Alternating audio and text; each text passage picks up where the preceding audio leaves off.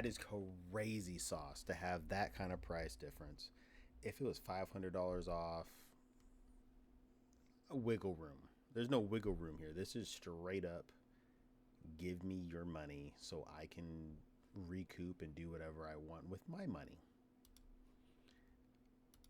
This is little Timmy trying to get mom and dad his money. The price is ridiculous. They're literally at a 200% value.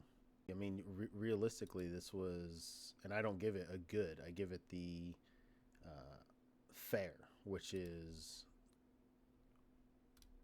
needs mechanical repairs. And they're hitting at 1800.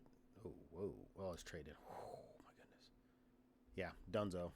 And you guys need to disappear. Wouldn't even touch this car. Wouldn't even talk to the person. I'll say 500. I'll give him 500.